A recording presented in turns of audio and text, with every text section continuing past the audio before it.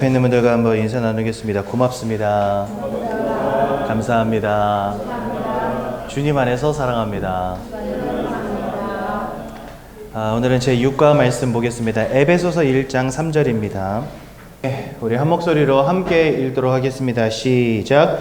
찬송하리로다. 하나님 곧 우리 주 예수 그리스도의 아버지께서 그리스도 안에서 하늘에 속한 모든 신령한 복을 우리에게 주시되. 아멘.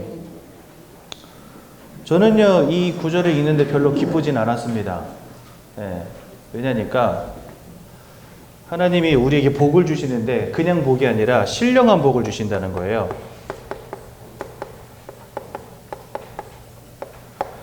근데 나는 신령한 복보다는 돈이 더 좋은데 왜 신령한 복을 주신다고 하는지. 차라리 그거보다 찬송하리로다. 하나님 곧 우리 주 예수 그리스도의 아버지께서 그리스도 안에서 하늘에 속한 모든 금은 보화를 너에게 주리라. 이러면 더 기뻤을 건데 왜 금은 보화가 아니고 하나님 왜 신령한 복입니까? 이러면서 제가 물론 지금은 아니고 평신도 때 그런 생각 가끔 했었습니다. 여러분들은 어떠십니까? 신령한 복이 좋으십니까? 돈이 좋으십니까? 나는 신령한 복이 좋다. 오, 많이 계시네요. 제가 카카오뱅크 3333-16-52525216이거든요. 돈이 싫으시니까 저한테 입금해 주시면 제가 잘 쓰겠습니다. 저는 돈 받는 즉시로 신령한 복을 나눠드리도록 하겠습니다. 안수기도를 해드리든지. 근데 여러분들, 사실 이것은요, 아는 만큼 보이는 거거든요. 저는 소위 말하는 문과 출신입니다. 제 앞에 누가 미분적분 가져오잖아요. 몰라요. 근데 수학을 잘 아는 사람들은 미분적분 문제가 와도 쉽게 풀 수 있겠죠. 아는 만큼 보이는 것이기 때문에. 우리가 신령한 법, 세상은요, 신령한 법보다 돈을 더 우선시합니다. 왜 그럴까요? 영적인 세계를 알지 못하기 때문에. 그런데 우리는 누구나 다 돈보다 신령한 복을 더 원한다고 말합니다. 왜 그럴까요? 영적인 세계와 영적인 축복이 무엇인지를 알기 때문에 그렇습니다. 즉, 아는 만큼, 내가 깨달은 만큼 세상도 점점 이해해 가는 것이거든요. 근데 많은 사람들이 이 돈 때문에 애통하고 있다는 사실. 여러분들은 무엇 때문에 눈물 흘리십니까? 하나님의 자녀가 맞다면 내 인생을 끝까지 지키시고 인도하시는 하나님을 인정하시고 신령한 복을 쫓는 자들 되시기 바랍니다. 세상 사람들은요, 돈 하면서 살아가고 이 돈 때문에 울고 웃고 돈 때문에 죽고 사는 시대 아닙니까? 예전에 세종시에서 편의점을 운영하는 어떤 아저씨가 총을 맞아 죽었어요. 공기총. 근데 그 아저씨를 쏴 죽인 사람이 누구냐? 동생. 쏴 죽인 이유가 뭐냐? 여러분, 옛날에는 부모님들이 돌아가실 때 유산을 자식들에게 상속해 줄 때 대부분 어떻게 줘요? 10에 9은 큰아들 주고, 그 다음에 딸내미들은 안 주고, 둘째 아들, 셋째 아들, 넷째 아들, 다섯째 아들 남은 일 가지고 짝짝짝짝 나눠서 주잖아요. 그렇죠? 그러니까 형은 부모님한테 재산을 많이 물려받아가지고 편의점도 운영하면서 넉넉하게 먹고 살 수 있었던 거예요. 근데 그 밑에 바로 동생은요, 아버지가 남겨준 재산도 없어. 근데 조금 인생 살다 보면 문제 올 수 있지 않습니까? 그래가지고 경제적으로 많이 어려움을 겪었는데 형님한테 도움을 구해도 형님이 안 도와주는 거예요. 그래가지고 화딱지 나가지고 너만 아들이냐? 이래가지고 가서 총을 쏴서 죽여버렸어요. 형을. 돈 때문에 사람도 죽이고. 이 땅은 분명히 이런 육신의 것, 물질의 것, 이런 돈과 같은 것들 때문에 사람들 애통하며 살아가고 있습니다. 그런데요, 이 신령한 복에 대한 애통함은 없어요. 왜 없을까요? 내가 영적 존재라는 것도 모르고 영이신 하나님이 계신 것도 모르고 사단이 존재한다는 사실도 모르고 이 땅의 끝에 내가 이 땅을 떠나가는 날 천국과 지옥이 있다는 사실도 알지 못하니까 이거는 뭐 있으나 마나 한 문제가 된 겁니다. 애통할 이유가 전혀 없는 거죠. 그 사람들은 오로지 뭐만 애통하며 살아가요? 이거 애통하며 살아갑니다. 그런데 문제는 이건 성도와 불신자의 이야기였잖아요. 좀 전까지는요. 그런데 교회 안에 들어와 있는 성도들조차도 이 부분엔 별로 관심이 없고 오로지 여기에 애통하는 사람들 있을 수 있다는 겁니다. 오늘 이 자리에 계신 우리 모든 새가족 성도님들은요, 누구보다도 영적 사실을 분명히 깨달으셔서 하나님이 허락하신 이 신령한 복이 왜 가치 있는 복인지를 바로 깨닫는 귀한 날 되시면 참 좋겠습니다. 성경에 보니까 요셉이라고 하는 사람은요, 이 신령한 복이 뭔지 알고 나니까 이 신령한 복의 축복을 알지 못하는 자기 형들, 그리고 동생이 딱 하나 있었어요. 요셉에게는요, 베냐민이라는 동생. 그 베냐민이라는 동생이 하나님의 은혜 누리는 사람이 되었으면 하는 마음으로 애통해하고, 복음을 알지 못하는 형들, 이 신령한 복을 알지 못하는 형들 때문에 애통해하고, 그죠? 그리고 나중에는요, 어떤 일까지 벌어지냐, 이 형들이 요셉을 노예로 팔거든요. 근데 이제 노예로 팔았던 형들이 이 요셉이 이집트라는 나라에서 총리가 돼버리니까 그 형님들하고 아버지하고 다 이주를 해가지고 애굽 땅에서, 이집트 땅에서 요셉하고 같이 살게 됩니다. 근데 어느 날 아버지 야곱이 돌아가셨어요. 그러니까 형님들 마음에 이제 걱정이 되는 거예요. 뭐가 걱정이 될까요? 지금까지는 야곱 아버지가 살아있어가지고 저 요셉이 가만히 있었는데, 아버지 돌아가셨으니까 이제 저것이 우리한테 해코지할 거 아니냐, 이런 마음이 들기 시작한 거예요. 그래가지고 아버지가 돌아가시자마자 요셉한테 우르르 몰려갑니다. 그래서 아버지가 돌아가시기 전에 유언으로 너희 형제들을 사랑해라, 이런 말을 남겼다. 그러니까 우리 해코지하지 말아라, 이런 이야기 합니다. 그러니까요, 요셉이 그 말을 듣고 또 애통해합니다. 아직도 이렇게 우리 형들은 하나님의 살아계심과 하나님의 계획을 모르는구나. 이게 무슨 말이냐니까, 다시 이집트 땅에서 요셉이 그 형들을 만났을 때 요셉이 형들에게 한 말이 있어요. 뭐라 말이냐면, 형님들이 나를 노예로 팔아서 내가 여기 이집트 땅까지 온 거, 그거 걱정하지 마세요. 형님들이 나를 판 게 아니라 하나님이 우리 가족을 살리시려고 나를 먼저 애굽에 보낸 거니까 형님들 걱정하지 마세요. 이렇게 분명히 말을 했거든요. 그게 요셉의 진심이었고, 그러니까 요셉은 언제나 하나님 주시는 이 신령한 복 안에서 하나님의 살아계심, 하나님의 인도하심을 따라 살아가던 사람이었어요. 그것을 형들도 보기를 원했는데 이 형님들은 죽어도 그걸 못 보는 겁니다. 그러니까 야곱이 죽자마자 요셉한테 우르르 몰려가가지고 우리 죽이지 마 한 거예요. 요셉은 죽일 마음도 없는데. 그래서 요셉은 다시 한번 눈물 흘립니다. 여러분, 진짜 이 신령한 복을 나와 우리 가족들, 우리 친척들, 내 주변에 있는 모든 사람들이 알아가는 것 때문에 눈물을 흘리시고, 아직 몰라서 방황하는 영혼들이 있다면 그 영혼들을 위해서 눈물을 흘릴 수 있는 한 사람 되시기를 바랍니다. 요 신령한 복을 위해서 눈물 흘릴 수 있다는 것은 뭘 의미한다고요? 아는 만큼 보이는 거라고 했죠. 세상 사람들이 이것을 위해서만 눈물 흘리는 이유는 이게 얼마나 가치 있는지를 모르기 때문에 그런 것이고, 하나님을 모르기 때문에 그런 겁니다. 그런데 우리는 이 신령한 복 때문에 사실은 눈물 흘릴 수 있어요. 왜요? 영적인 세계를 이해하니까. 그래서 오늘부터 이 자리에 계신 우리 모든 성도님들의 마음속에 이런 하나님 주신 복음을 위한 전도와 선교 때문에 흘리는 눈물이 있으시기를 예수님의 이름으로 축원드립니다. 하나님은 모든 사람이 진리를 알며 구원에 이르기를 원한다, 이렇게 말씀하세요. 그 말은 뭐냐니까, 하나님의 모든 소원은 이 땅에 살아가는 모든 사람들이 예수를 아는 것이고 구원 얻는 것이고요. 그래서 하나님의 모든 계획은 이 소원을 이루는 데 집중되어 있습니다. 그 말은요, 우리가 하나님의 소원을 알고 하나님의 계획을 안다면, 그래서 우리의 인생을 전도 때문에 선교 때문에 살아갈 수 있다면 하나님은 그 인생을 축복하신다는 거예요. 왜? 하나님의 모든 소원과 계획이 전도와 선교이기 때문에.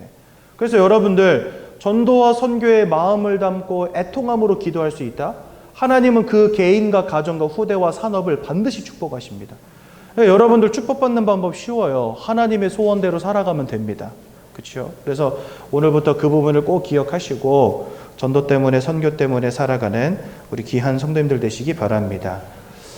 목사님, 우리는 새 가족인데 뭐 전도와 선교 너무 부담되는 이야기 아닙니까? 이렇게 생각하실 수도 있거든요. 교회에 하나님의 교회를 세우신 궁극적인 목적은 복음을 알고 전도와 선교 누리라고 세우신 거예요.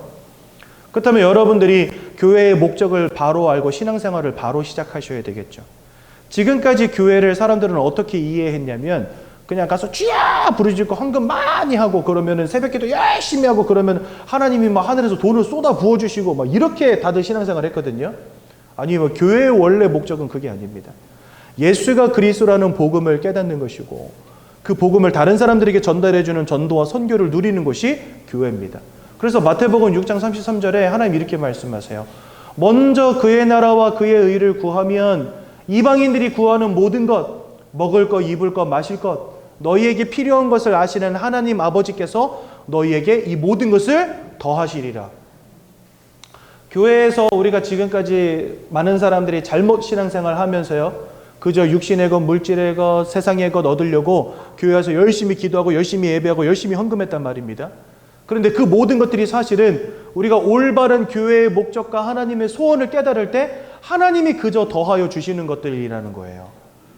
여러분, 서론을 따라가지 마시고 복음과 전도와 선교라는 본론 인생 사십시오. 그리고 처음 시작하시는 새신자분들이기 때문에 바로 알고 시작하시는 게 제일 중요해요. 첫 단추를 잘 껴야 옷이 마무리가 옷매무새가 잘 마무리되지 않습니까? 이 첫 단추 잘못 끼잖아요? 그러면 열심히 끼워놓고 나중에 보면은 옷이 다 흐트러져 있으니까 다시 다 풀러야 돼. 우리 그런 신앙생활 하면 안 되는 거예요. 그래서 여러분들은 누구보다도 복음을 정확히 깨달으시고 하나님의 소원을 정확히 깨닫는 그런 축복 누리셔야 되겠습니다. 그렇다면 하나님 우리에게 주신 신령한 복이 무엇입니까? 그래서 오늘도 우리는 이 구원의 메시지를 나눕니다. 아까 제가 보는 만큼, 아는 만큼 보인다라고 말씀드렸잖아요. 근데 영적인 것은 내가 경험한다고 해서 제대로 깨달을 수 있는 것도 아니에요. 왜냐?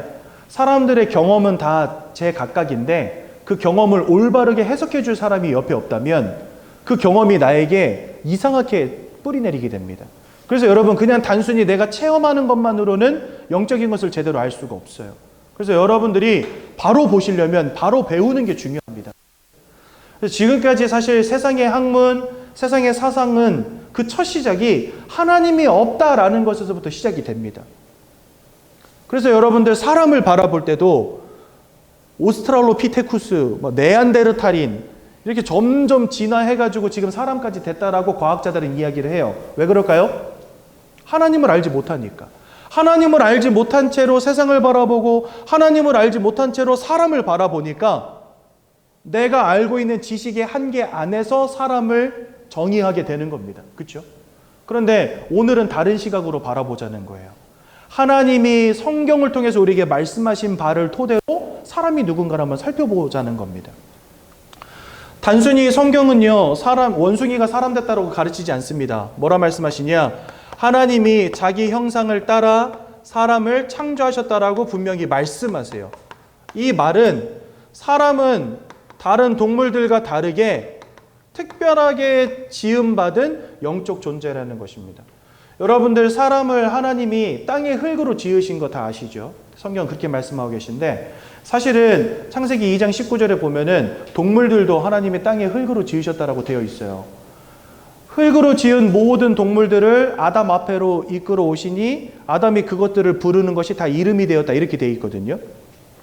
그러니까 사람도 흙으로 지어지고 동물도 흙으로 지어졌습니다. 재료가 똑같다는 거예요. 그런데 문제는 뭐냐? 사람을 지으실 때는 두 가지, 동물을 지으실 때와 다른 게 있어요. 첫 번째는 하나님의 형상을 따라 지었다고 되어 있고요. 두 번째는 하나님이 그 코에 생기를 불어넣으니 살아있는 영이 되었다라고 성경에 보면 나와 있어요. 그러니까 동물들은 그냥 흙으로 빚으셨다 이렇게 되어 있는데 사람은 형상을 따라 흙으로 빚으시고 그 다음에 그 코에 생기를 불어넣었다 이렇게 되어 있습니다. 그래서 사람은 분명히 동물과 구별되어지는 특별한 존재로 지음 받았다는 겁니다. 즉 영적 존재. 그러니까 여러분들, 사람만 영적인 행위를 합니다. 개, 돼지, 고양이, 소 어떤 동물도 예배드리고 불공드리고 미사드리는 법이 없어요. 근데 사람은요, 뭐 교회 가면 쌀이 나와 밥이 나와 이런 소리를 들어가면서도 교회 와서 앉아 있고요. 그렇죠? 예수 믿으면 뭐가 좋은데 이런 소리 들으면서도 말씀 듣고 앉아 있습니다. 왜 그럴까요? 영적 존재이기에 영적인 존재를 찾는 본능이 있습니다. 사람은요. 여러분도 운전하고 가는데 갑자기 사고가 꽝 하고 났다, 막 내가 죽어가게 생겼다, 그러면 그때 어떻게 돼요? 평소에 교회 안 다니던 사람도 하나님 찾아요. 하나님 나 살려주시면 교회 갈 테니까 좀 도와주세요 이러면서 나도 모르게 기도한다니까요. 영적인 절대자를 찾는 본능이 사람들에게 있다는 겁니다. 왜?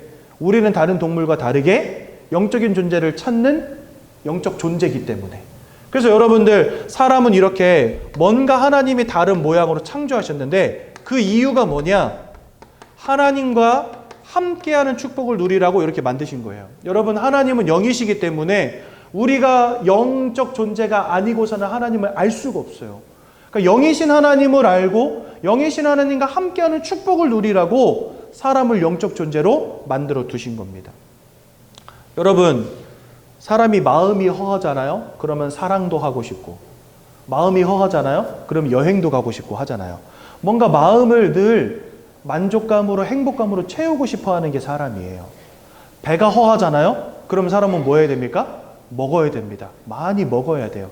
그래서 배고픔을 달래줘야 돼요. 육신을 가졌기 때문에 밥도 먹어야 되고, 마음을 가졌기 때문에 우리는요, 행복과 만족이, 평안함이 마음에 항상 가득하기를 바라는 겁니다. 마찬가지입니다. 사람은 영적 존재이기 때문에 영적 존재인 사람에게 있어서 영적인 갈급함은 뭐라고 말할 수 있냐? 하나님으로 충만하지 않은 것을 영적 갈급함이라고 말할 수 있겠죠. 그 사람은 영적 존재이기 때문에 하나님을 알고 하나님과 함께하는 축복 가운데에서 하나님으로 충만하여지는 축복을 누려야지만 살아갈 수 있는 게 사람이라는 거예요. 영적 존재인 우리는요, 그래서 하나님과 함께하는 게 인생 최고의 축복인 것입니다. 예. 그래서 이 땅을 창조하신 하나님, 생사화복의 주관자가 되신 하나님, 축복의 근원 되시는 하나님을 알고 그 하나님으로 충만하여지는 축복을 누릴 수 있도록 지음받은 존재가 사람이라는 거예요. 그러니까 다른 동물들, 다른 피조물들은 누릴 수 없는 최고의 영적인 축복을 여러분들에게 처음부터 주신 것입니다. 그래서 원래 인간은요, 하나님과 함께하는 축복을 누리는 존재로 지음받았어요. 근데 문제는 뭐냐? 이 모든 축복을, 하나님과 함께하고 하나님 주시는 영적인 풍성함을 누리는 이 축복을 송두리째 빼앗겨버리는 문제가 창세기 3장 1절에서 6절에 보니까 나옵니다. 여기에 하나님을 대적한 존재의 사단이 등장하고요. 이 사단이 아담과 하와를 속여서 하나님 따먹지 말라는 선악과를 따먹는 죄를 짓게 만들고, 그 결과로 하나님을 떠나는 문제 가운데 빠지게 만들어버립니다. 여러분 보세요. 밥 한 끼만, 저 같은 경우는 한 끼만 굶어도 막 죽을 것 같거든요. 그래가지고 점심 못 먹었다 그러면 저녁에 막 폭식을 해요. 그래가지고 밤에 잠을 못 자. 하도 먹어가지고. 한 끼만 굶어도 사람이 막 죽을 것 같은데, 내가 뭐 사랑하다가 사랑하는 사람을 잃었다. 그 시련의 아픔이 얼마나 큽니까? 그렇죠? 그러니까 뭔가 내가 밥을 먹지 못했다, 사랑을 잃었다, 그러한 것이 내 육신의 고통이 되고 마음의 고통이 되잖아요. 마찬가지입니다. 하나님과 함께 되는 인생이 하나님을 잃어버린 것입니다. 이것을 두고 성경은요, 뭐라고까지 설명하시냐? 영적 사망 상태라고 말씀하시는 거예요. 우리가 밥을 막 한 달, 두 달 못 먹었다 그러면 사람 살 수가 없잖아요. 그렇죠? 마음이 무너져서 우울감에 막 빠지잖아요. 그러면 사람이 자살하기도 합니다. 그것처럼 하나님이 주시는 영적인 평안함을 이 창세기 3장 이후로 지금까지 다 잃어버린 채 살아온 거예요. 그러니 사람들이 영적 사망 가운데 던져질 수밖에 없는 겁니다. 그래서 에베소서 2장 1절에 뭐라고 말씀하시냐? 죄와 허물로 죽었던 너희를 살리셨다, 이렇게 되어 있습니다. 즉 우리가 하나님을 알기 전에는 이 죄와 허물로 인하여서 하나님을 잃어버린 상태, 영적 사망 상태 가운데 빠져 있었다는 말씀이십니다. 그리고 우리는 하나님과 함께하는 축복 가운데 있어야 되는데 이 하나님을 잃어버리는 문제 가운데 다 빠지게 된 거예요. 그리고 영적으로 사망하고 나니까 영적인 것을 전혀 알 수 없는 상태가 돼버린 겁니다. 그래서 우리가 영적 존재인데도 불구하고 여러분들 영적 사실 전혀 모르고 지금까지 살아오셨잖아요.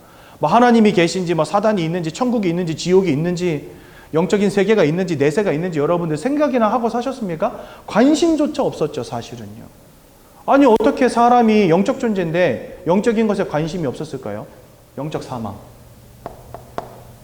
우리는요, 내 마음도 신경 쓰고 다른 사람의 마음도 배려합니다. 왜 그럴까요?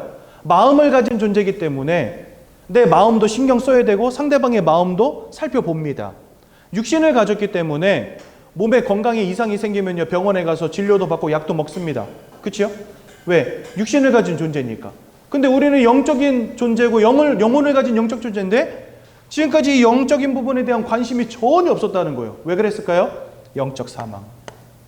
그러니까 저와 여러분들이 하나님을 전혀 알 수 없는 이 영적 사망 가운데 다 내던져진 것입니다. 그렇죠? 이것을 두고 성경은 우리에게 이렇게 말씀하십니다. 첫 번째, 요한복음 8장 44절에 보니까 너희는 너희 아비 마귀에게서 났다 이렇게 말씀하세요. 즉 이전까지는 하나님과 함께하는 축복을 누렸던 우리가 하나님을 잃어버린 채 마귀에게 사로잡히게 된 겁니다. 요한일서 3장 8절에 보니까 마귀에게 속한 자가 되었다라고 성경 말씀하십니다. 우리의 소속 자체가 하나님이 아닌 마귀에게 소속된 인생으로 전락해 버렸다는 말입니다. 그래서 여러분들 에베소서 2장 1절에서 3절에 보니까 영적으로 죽어버려서 1절, 2절에 공중권세 잡은 자 사단을 따라 살 수밖에 없는 인생이 되었고 3절 불순종의 아들들 가운데 역사하는 귀신의 무리를 따라 살면서 본질상 진노의 자녀가 되었다 이렇게 되어 있습니다. 그러니까 하나님을 잃어버린 채 사단 마귀에게 붙잡힌 이 운명과 사주팔자에 사로잡힌 인생으로 우리가 전락하고 말았다는 겁니다. 그런데 요한복음 10장 10절에 보니까 이 사단을 두고 성경은 도적이라고 표현을 하셨어요. 여러분들의 인생으로부터 모든 것을 빼앗고 죽이고 멸망시키려는 영적 존재 이 사단에게 우리가 사로잡히게 되었다라고 성경 우리에게 말씀하시는 겁니다. 그러니 여러분은 우리 인생에 행복이 없고 만족이 없고 평안함이 없는 겁니다. 최선을 다해서 열심히 살지만 내가 원하는 성공은 오지 않고 원치 않는 불행과 문제가 지속되어지는 이유가 바로 여기 있습니다. 여러분들의 인생에 불행을 가져다주는 존재가 있어요. 여러분들의 인생으로부터 축복을 앗아가는 존재가 있다는 겁니다. 언제부터요? 하나님을 떠난 순간부터. 우리는 이것을 두고 영적인 문제라고 말합니다, 여러분들. 마음이 무너지면 정신 문제라고 하고 육신이 병들면 질병이라 하잖아요. 그것처럼 여러분들의 영혼이 하나님을 잃어버리고 사단에게 붙잡혀버린 이 문제를 영적 문제라고 합니다. 질병의 문제는요, 병원 가서 약 먹고 수술 받으면 돼요. 마음의 문제도요, 의사 상담 받아가면서 계속해서 내 마음을 돌아보면 어느 정도 치유가 됩니다. 그런데 이 영적 문제는 병원도 없고 약도 없고 의사도 없어요. 그래서 하나님이 이러한 영적 문제 가운데 빠져있는 저와 여러분들을 구원하시기 위해서 직접 이 땅에 오십니다. 그분이 누구세요? 그분이 바로 예수님이신 거예요. 우리가 예수를 믿지 않으면 안 되는 이유가 바로 여기 있는 것입니다. 저와 여러분들이 영적 존재가 아니라면 예수 안 믿어도 돼요. 근데 우리는 영적 존재기에 하나님 알지 못하면 큰일 나는 겁니다. 하나님이 주시는 영적인 평안함, 영적인 풍성함 속으로 들어가지 않으면 살 수 없는 존재가 사람이라는 겁니다. 그런데 그 하나님을 잃어버리고 영적 사망 가운데 놓이고 이제는 더 나아가 사단에게 사로잡힌 이 운명과 사주팔자에 사로잡힌 존재가 되었다는 겁니다. 그러니 여러분 아는 만큼 보이는 거죠. 저도 지금까지 내 인생이 왜 이렇게 힘들까, 우리 가문은 왜 이렇게 무너질까 알지 못했거든요. 아버지 너무나 성품 좋으세요. 저희 어머니 최선을 다해서 사세요. 어디 남한테 해코지 하는 그런 사람들이 아니에요. 오히려 다른 사람들이 우리한테 잘못을 해도 그 잘못을 막 따지지 못하는 사람들이거든요. 저희 부모님이 제가 중고등학교 시절에 우유 대리점을 하셨어요. 경기도 안성에서. 근데 여러분들 요즘에는 그렇지 않지만 옛날에는요, 건국우유, 연세우유, 서울우유 이 세 가지가 전국을 다 사로잡고 있었어요. 그래가지고 요 세 기업들이 집집마다 우유를 넣었던 시절이 언제냐, 1990년대 후반. 이때는요, 우유 안 먹는 집이 없었어요. 근데 그때 어떻게 우리 아버지가 운 좋게도 건국우유 대리점을 하시면서 돈을 많이 버셨거든요. 근데 이 건국우유 대리점을 하다 보면 사람들을 데려다 써야 되잖아요. 우유는 많은데 그것을 혼자 다 돌릴 수는 없으니까 막 판촉원들을 모집을 한 겁니다. 20명, 30명씩 막 모집을 해가지고 지역별로 떼준 거예요. 그 사람들에게. 너는 이쪽 동네 돌려. 그리고 우유 돌린 것 중에서 10% 마진은 너한테 줄게. 이런 식으로 해가지고 이제 직원을 채용을 한 겁니다. 근데 이게 지금은 전산화돼가지고 자기가 뭐 먹었다 그러면 바로 온라인으로 결제하잖아요. 근데 그때는 그런 게 없었어요. 그런 게 없어가지고 지로라는 것을 주면 그걸로 이제 처음에는 판매원들이 가가지고 돈을 직접 수금해가지고 우리한테 주는 식으로 이렇게 했었거든요. 근데 그렇게 했더니 돈을 너무 많이 떼어 먹인 거예요. 판촉원들이 우유 돌려놓고 그 수금을 해가지고 날라버리는 거예요. 그 아버지가 잘 아는 지인분들도 여러 이렇게 채용해서 일을 시켰는데 이분들이 경제적으로 너무 어렵다 보니까 우유를 잔뜩 돌려놓고 그 수금을 한 돈을 가지고 자꾸 쓰는 거예요. 그러면 이제 우리 입장에서는 그 수금한 돈을 모아서 건국대학교에다가 건국우유 그 본사에다가 돈을 넣어야 다음 물량을 또 받을 수 있는 거잖아요. 근데 이 판촉원들이 돈을 안 주니까 그 돈을 아버지가 몇 년 동안 계속 메꾼 거예요. 그러면 여러분들 이거 소송이라도 해가지고 그 돈 다 받아내야 되잖아요. 근데 우리 아버지가 그걸 못해. 제가 맨날 그랬어요. 아버지 그거 왜 안 하시냐 그랬더니 야, 그 우리 동네 황씨를 내가 어떻게 고소하냐 이런 식이에요. 그러니까 사람 너무 착해. 그런데 뭔가 되어질 듯 하면서 안 되어져. 뭔가 성공이 올 것 같은데 안 되어져. 전 진짜 희한했어요. 아니 저렇게 열심히 최선을 다해서 착하게 사시는 분인데 왜 이렇게 우리 가정과 가문은 안 되어질까? 영적인 사실을 모르면은요 이해가 안 되어져요, 세상이. 근데 영적인 것을 보면서 세상을 보니까 이제야 좀 보이기 시작해요. 우리 집이 진짜 우상숭배하는 가문이었거든요. 근데 우상숭배, 성경은 귀신과 교제하는 거다 이래 되어 있고요. 이 에베소서 2장 1절에 3절에 있는 이 말씀처럼 공중권세 잡은 자, 불순종의 아들들 가운데 역사하는 영을 따라 진노의 자녀가 되었구나 깨닫고 보니까 우리 가정과 가문이 무너질 수밖에 없는 이유, 행복과 만족이 없이 방황할 수밖에 없는 이유가 거기서 보여지더라고요. 내가 영적 존재라는 사실이 보여져야지만 깨달아지는 영적인 비밀들이 있는 겁니다. 성경은 우리에게 그걸 가르치고 계신 거예요. 그러니 여러분들 이 속에 살아가면서 사람들 어떻게 됩니까? 그 마음과 생각이 다 무너지는 겁니다. 왜요? 여러분들로부터 맨날 무엇인가를 빼앗아가는 자가 막 어제도 오고 오늘도 오고 내일도 오고 모레도 오고 1년 전에도 오고 10년 전에도 오고 계속해서 여러분들의 인생을 막 괴롭히고 무너뜨리고 있다. 마음과 생각이 남아나겠습니까, 여러분들? 세상 점점 발전해도요, 인생에게 와 있는 이 영적 문제 치유되어지지 않는 이상 마음과 생각의 문제는 점점 더 깊어지고 골마갈 겁니다. 그래서 이 시대를요, 사람들은요, 정신병 시대라고 말할 정도로 너무나 많은 사람들의 마음과 생각이 다 무너져 있습니다. 또 사람이라고 하는 존재는 영혼을 가진 존재, 마음을 가진 존재, 육신을 가진 존재잖아요. 마음이 무너지면 육신이 병드는 게 사람입니다. 참 특이하게도요. 육신이 병들어 버리잖아요. 마음이 무너집니다. 이렇게 영향을 주는 존재라는 거예요. 그것처럼 우리의 영적인 배경이 무너졌다? 그게 여러분들의 마음과 여러분들의 육신과 삶에도 지대한 영향을 끼친다는 겁니다. 하나님을 잃어버리고 하나님 주시는 영적인 풍성함을 잃어버린 채 살아가니까 어찌 보면 사람의 마음과 생각이 무너지는 것은 당연한 것입니다. 그렇죠? 그래서 지금 이 시대에 너무나 많은 사람들의 마음과 생각이 다 무너졌어요. 만족이 없고 행복이 없고 그 대신에 근심과 염려와 걱정 가운데 살아가는 시대에 분노를 조절하지 못하고 방황하게 되고, 그치요? 너무나 많은 사람들이 두려움으로 떨림으로 살아가고 있죠. 그래서 여러분 미래를 물어보지 않고는 못 견디겠는 거예요. 이게 신주단지를 모셔놓고 막 빌어야 돼. 뭔가 부적도 갖다 붙여야 돼. 무당들 불러다가 푸닥거리도 해야 돼요. 새해가 바뀌면은 해가 바뀌면은요 신수점도 치러 가야 돼요. 그거 안 하면 사람들이 살 수가 없는 거예요. 왜? 걱정되니까, 근심되니까, 염려가 되니까. 없는 사람들은 없는 것 때문에 걱정, 있는 사람들은 잃어버릴까 봐 걱정. 다 근심, 걱정 속에 살아가는 겁니다. 만족과 평안함이 없는 인생, 마음과 생각이 무너진 인생. 아니 여러분 심각하게 뭐 우울증이 왔다 조울증이 왔다 그것 이전에 우리가 뭐 특별히 병원에 찾아가서 약을 먹지 않는다 하더라도 사람들의 마음에 기본적으로 근심과 걱정과 두려움으로 가득 차 있다는 겁니다. 그게 더 심해지면요 우울증이 되고 조울증이 되고 악몽이 되고 환청을 듣기도 하고 환상을 보기도 하고, 그렇죠? 마음과 생각이 완전히 무너져서 약을 먹지 않으면 잠을 자지 못하는 인생, 약을 먹지 않으면 분노를 조절하지 못하는 인생, 약을 먹지 않으면 공황장애를 이겨낼 수 없는 인생 돼버리는 겁니다. 사람이 영적 존재라는 거 이해하지 못하면요 절대로 이해할 수 없죠. 여러분 확실히 보릿고개 시절보다 지금은요 먹고 살만 하잖아요. 예전에 그 여러분 우스갯소리로 그런 얘기 하지 않습니까? 옛날에는 운동선수들이 라면 먹으면서 운동해서 이렇게 밥 굶어가면서 운동해서 이렇게 말하면 라면 먹으면 되지. 요즘 애들이 이렇게 말하잖아요.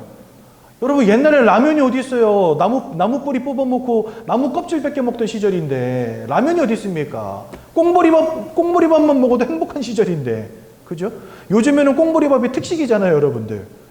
흰쌀밥이 물려가지고 가끔은 보리밥 이렇게 고추장 넣어서 침이 도는데 입에 고추장 이렇게 넣어가지고 이렇게 싹싹 비벼가지고 그 뭡니까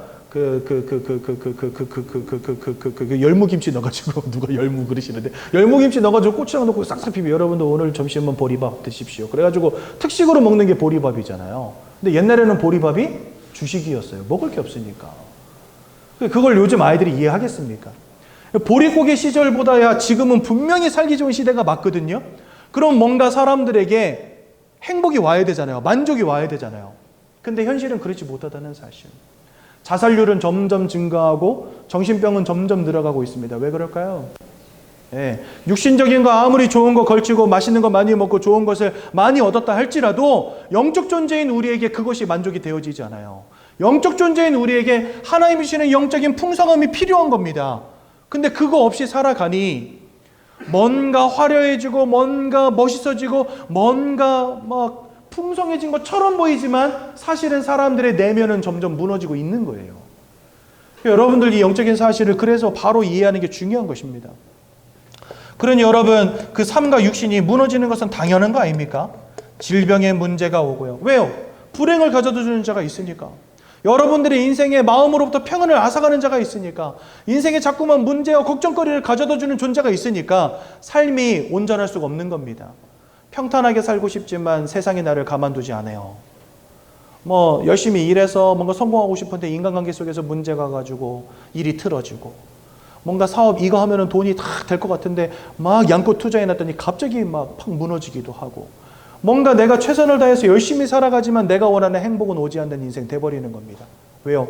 이 운명과 사주팔자로 여러분들의 인생을 사로잡은 영적 존재가 있다니까요. 내가 원하는 행복 대신에 불행을 가져다 주는 자가 있다니까요. 지금 부모 탓하고 있을 때가 아닙니다. 남편 탓하고 있을 때가 아닙니다, 여러분들. 여러분들의 인생을 무너뜨리는 눈에 보이지 않는 영적 존재가 존재하고 있다는 사실, 이거 인지하셔야 된다는 거예요. 그래서 우리는 더욱더 하나님이 주시는 영적인 평안함 속으로, 하나님 주시는 영적인 지키심 속으로 들어가지 않으면 안 되는 겁니다. 그러니 사람들 뭐 할 수밖에 없죠, 여러분들? 마음도 무너지지, 인생도 안 되지. 그러니까 깎아놓고 빌고, 차려놓고 빌고, 쫓아가서 빌고, 데려다가 빌고, 모셔놓고 빌고, 붙이고, 막 방울 두고 방방 뛰는 애들 데려다가 막 굿하고 할 수밖에 없는 겁니다. 그렇죠? 고린도전서 10장 20절에 보니까 대저 이방인이 하는 제사는 귀신과 교제하는 것이니라. 여러분들, 사람은 영적 존재이기에 특징이 하나 있어요. 그게 뭐냐? 우리가 여럿이 모여서 뭔가 예배를 드리잖아요. 그 자리에 영적인 존재가 역사합니다. 우리가 영적 존재이기 때문에 그런 일이 벌어져요. 그래서 예배하는 자리에 주의 성령이 함께 하세요. 그럼 반대로 우리가 우상 숭배하는 곳에는요, 어떤 일이 벌어질까요? 뭔가 깎아놓고 빌고 차려놓고 그 다음에 그 앞에 단체로 절을 하고 무슨 주문을 외우고 하잖아요. 무당들 막 여러분들 빨간 천, 흰 천, 파란 천 바닥에다 깔아놓고요. 맨발로 그 속에서 방울 들고 방방 떨면서 눈 까디집어져가지고 막 이렇게 하다가 저 높은 작두 위에 막 뛰어 올라가가지고 그 날카로운 칼 위에 서가지고 그 위에서 방방 뜁니다. 그런 행위들 북치고 장구치고 사람들 방울 흔들고 이상한 주문을 외고 하는 그런 자리에 뭐가 역사할까요? 그 속에 귀신이 역사하는 거예요. 그 속에 귀신이 역사하는 거예요, 여러분. 우리가 영적 존재이기에 가능한 일이라는 거예요. 그래서 여러분, 이거 하면 할수록 가정과 가문은 무너집니다. 저거 하면 할수록 개인과 후대가 실패합니다. 근데 우리 그거 알지 못하는 거죠. 왜? 영적 사실을 알지 못하니까. 저게 불행을 막아줄 수 있다고 착각하는 겁니다. 삶은 돼지머리 갖다 놓고 시루떡 갖다 놓고 배 깎아 놓고 사과 깎아 놓고 그 앞에서 고사 지내는데 그게 우리 인생의 불행을 막아준다 생각하는 거예요. 아니요, 반대입니다. 그 속에 누가 역사하냐? 귀신이 역사하는 거예요. 그러니 이거 하면 할수록 여러분들 인생은 무너지는 겁니다. 우리 집이 이거 했거든요. 쫄딱 망했어요. 가문이 쫄딱 망했어요.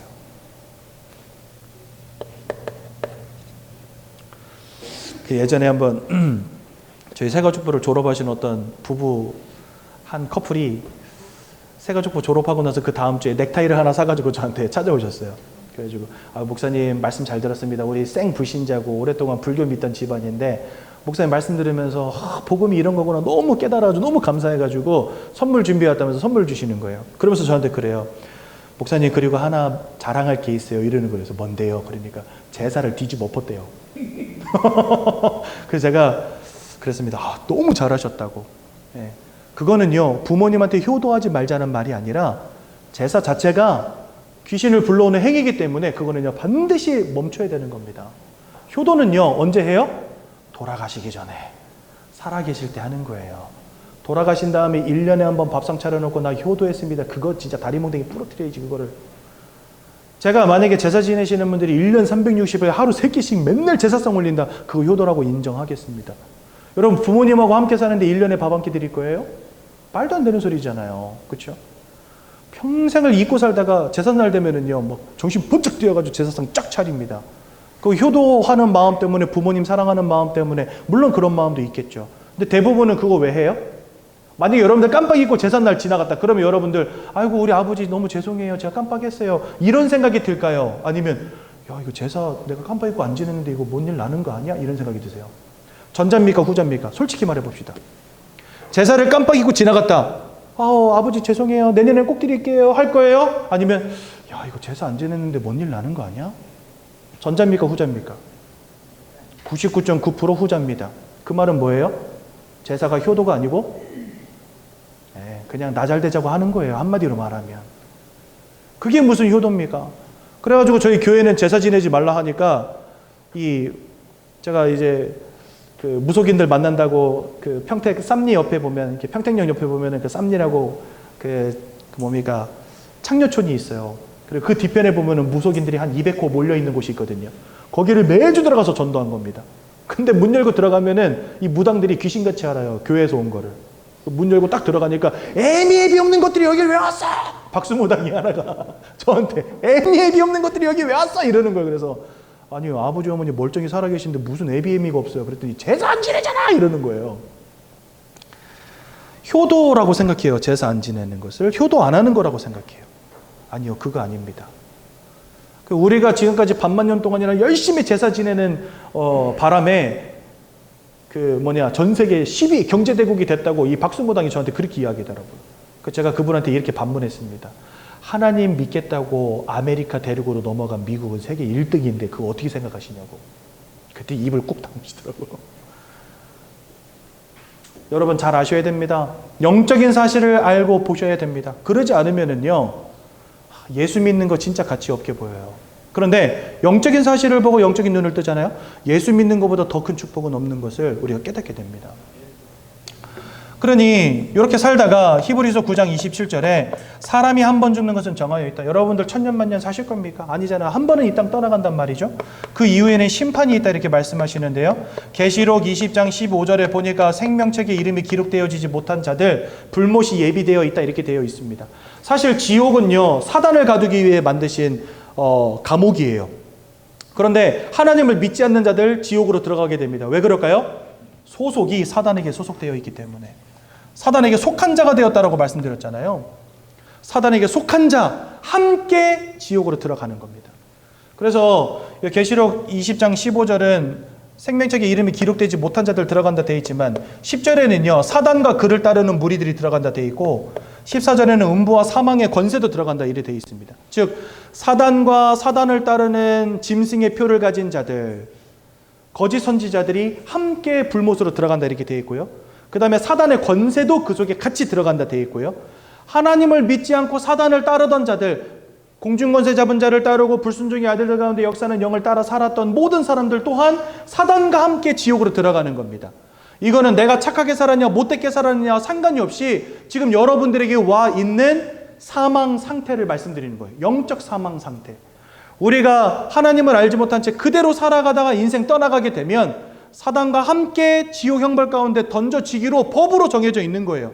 그것을 성경은 뭐라 하냐? 죄와 사망의 법이라 합니다. 그러니까 우리의 끝은 이렇게 지옥과 형벌이 될 수밖에 없는 거죠. 더 큰 문제는 뭐냐? 여러분들의 후대, 여러분들이 배아파 난 여러분들의 자녀들, 눈에 넣어도 안 아플 여러분들의 손주들 다 이 속에 있다는 사실. 그러니 여러분 이거에 대한 애통함이 없다. 어떻게 되겠습니까? 돈 때문에 애통하는데 내 자녀가, 내 손주가 이 신령한 복을 알지 못하는 것에 대한 애통함이 없다. 근본적인 이유는 이런 영적인 사실을 알지 못하기 때문에 애통 못하는 것이고, 이런 영적인 사실을 알고 있음에도 불구하고 애통할 수 없다면 그 여러분 문제 있는 거 아닙니까?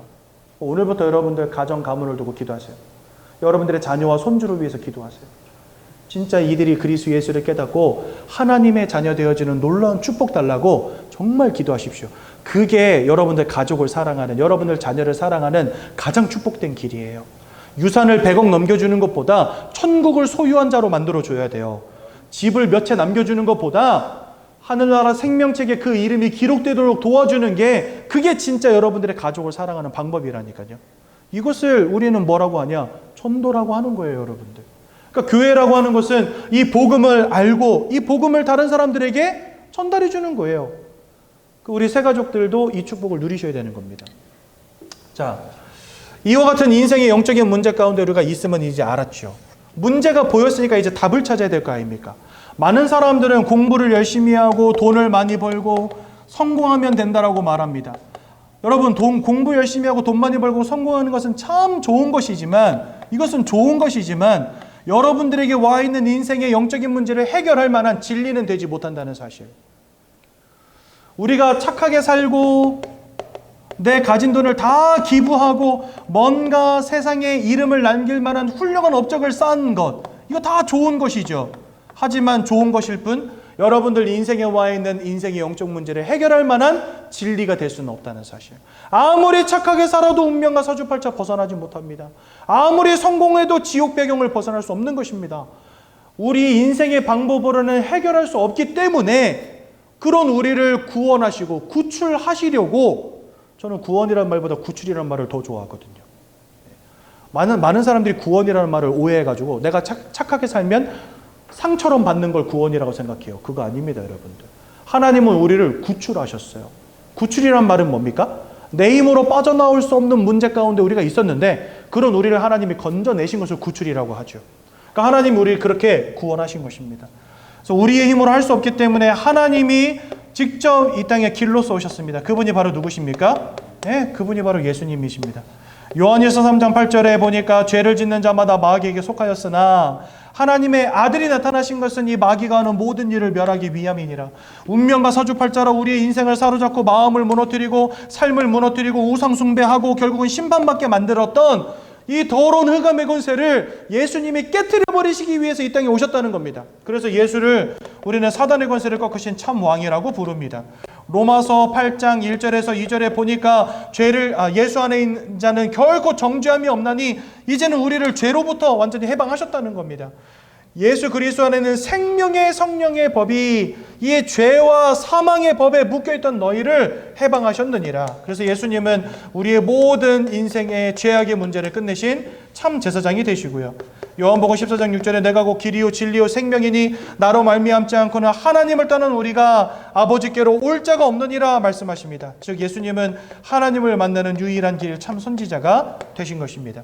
2000년 전에 이 땅에 오셔서 우리 위해서 고난당하시고 고통당하시고 십자가 위에서 죽으시고 돌아가신 지 사흘 만에 부활하심으로 우리를 위한 구원을 완성하셨죠.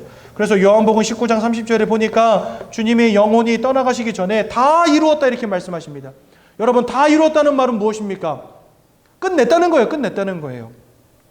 99%는 내가 했으니까 나머지 1%는 네가 해라, 이건 다 이루었다가 아니잖아요. 거의 다 이루었다죠. 근데 주님은요, 얘들아 거의 다 이루었다 이렇게 하고 돌아가시지 않으셨어요. 정확하게 다 이루었다 하고 돌아가셨어요. 그 말은 뭐죠? 여러분들을 위한 구원을 완성하셨다는 겁니다. 디모데전서 2장 5절에 이렇게 말씀하십니다. 하나님도 한 분이시요 사람과 하나님 사이에 중보자도 한 분이시니 그 사람이신 예수 그리스도시니라. 하나님이 계시지요. 이 땅엔 사람이 있지요. 하나님과 사람이 이렇게 단절되어 있는데 그 사이를 뚫으셔서 길을 여신 중보자가 한 분인데 그분이 바로 누구시다? 그분이 바로 예수시라는 겁니다. 그래서 우리가 착하게 삶으로 열심히 믿음으로 구원받는 것이 아니라 이 땅에 우리를 구원하시기 위하여 오신 예수님이 우리를 위한 길이 되어주시고 생명 되어주셔서 예수를 통해서만 하나님께로 우리가 나아갈 수 있게 된 것입니다. 그래서 우리는 예수를 누구라고 부릅니까? 네, 그리스도라고 부르는 겁니다, 여러분들. 하나님을 잃어버리고 사단에게 붙잡혀버린 것이 인생의 근본의 문제라고 한다면 주님은 그 근본의 문제를 해결하기 위해서 십자가에서 죽으시고 하나님 만날 길을 열어주신 겁니다. 휘장이 둘로 갈라짐 같이 예수님이 육신이 찢기시고 고통당하셨어요. 그래서 주님 성경에 이렇게 말씀하세요. 주님이 육체 가운데로 우리를 위하여 새로운 살 길을 여셨다 이렇게 되어 있습니다. 지금까지는 이 길이 단절되어 있었거든요. 근데 주님이 새로운 살 길을 여신 겁니다. 무엇으로요? 자기 육체 가운데로. 육체의 찢기심으로 십자가의 죽으심으로 하나님께로 나아갈 새로운 살 길을 여신 거예요. 그래서 히브리서 10장 19절에서 20절에 보니까 예수의 속죄로 말미암아 우리가 하나님께 나아갈 담력을 얻었노라. 이전까지는 예수 이전까지는 하나님께로 나아갈 수 없었어요. 우리가 죄 때문에. 근데 주님의 죽으심으로 말미암아 이제는 하나님께 나아갈 수 있게 된 겁니다. 우리를 위한 새롭고 살 길을 열어주신 거지요. 그래서 우리는 예수를 그리스도 구원자라고 부르는 것입니다. 그 예수가 그리스도로 내 인생에 임하실 때 우리가 이러한 영적인 문제로부터 완전히 해방되어지고 하나님의 자녀가 되어지는 것입니다. 여러분 고민할 필요가 뭐 있습니까? 지금 당장 예수님을 마음속에 영접하셔야죠. 15페이지를 펴고 우리 함께 예수님을 마음속에 영접하겠습니다.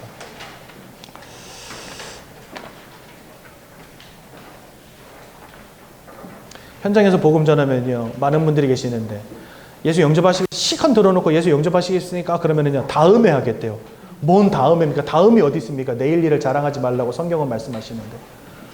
그러니까 예수 영접하셔야 됩니다. 그러면 고민 좀 해보겠대요. 고민할 게 뭐 있습니까? 여러분 여기입니까? 여기입니까? 이거는요, 고민할 문제가 아니죠. 그렇죠? 오늘 당장 예수를 마음속에 영접하셔서 하나님의 자녀 되시기 바랍니다. 이 영접 기도문 우리 함께 고백할 건데요. 제가 먼저 읽고 여러분들은 저를 따라서 읽으심으로 예수님 마음속에 영접하겠습니다. 사랑의 하나님, 이제 나는 죄인인 것을 깨닫고 회개합니다. 지금까지 하나님을 떠나 사단의 지배 아래 묶여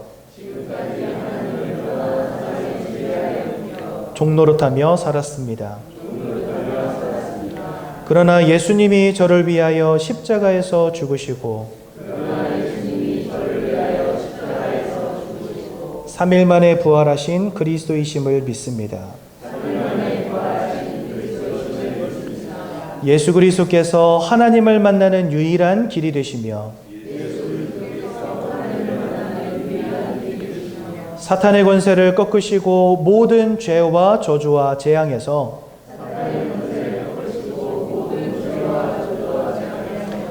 나를 해방하신 그리스도 되심을 믿습니다. 지금 이 순간 내 마음의 문을 열고 예수님을 나의 구주로 나의 주인으로 내 마음에 영접합니다. 나를 구원해 주심을 감사드립니다. 앞으로 하나님의 말씀과 뜻대로 살겠습니다. 부터 일평생을 세밀히 인도해 주옵소서. 예수 그리스도 이름으로 기도합니다. 아멘. 우리 육가 말씀 잠깐 보겠습니다.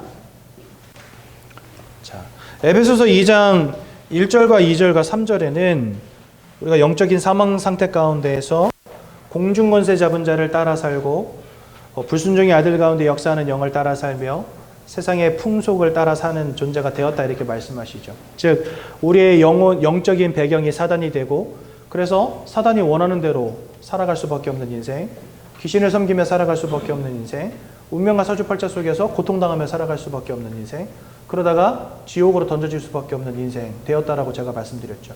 그런데 예수를 믿으면서 우리가 그 모든 영적 문제로부터 완전히 해방되어지고 이제는 하나님이 주시는 진짜 신령한 복 가운데로 들어오게 된 겁니다. 그 첫 번째가 뭐냐? 하나님이 우리 안에 내주하시겠다 말씀하셨어요. 그래서 이사야서 7장 14절에 보니까 고린도전서 3장 16절에 보니까 너희가 하나님의 성전인 것과 하나님의 성령이 너희 안에 거하시는 것을 알지 못하느냐. 우리가 하나님을 떠나는 게 인생의 근본 문제인데 그런 우리를 구원하시기 위해서 하나님이 우리 안에 직접 성령으로 함께 하시는 겁니다. 그것을 두고 우리 임마누엘이라고 하죠. 그래서 이사야 7장 14절에 보니까 처녀가 잉타의 아들을 낳을 것이요 그 이름을 임마누엘이라 하라. 이를 해석한즉 마태복음 1장 21절에 하나님이 우리와 함께 하심이라 이렇게 되어 있습니다. 즉 하나님이 우리와 함께 하시는 축복 가운데로 우리가 들어오게 된 겁니다. 그런 우리를 하나님 인도하십니다. 요한복음 14장 24절에서 26절에 보니까 뭐라 말씀하십니까? 또 다른 보혜사 주의 성령이 우리에게 오실 것이요 그가 모든 것을 생각나게 하시며 우리를 인도하실 것이다 이렇게 말씀하십니다.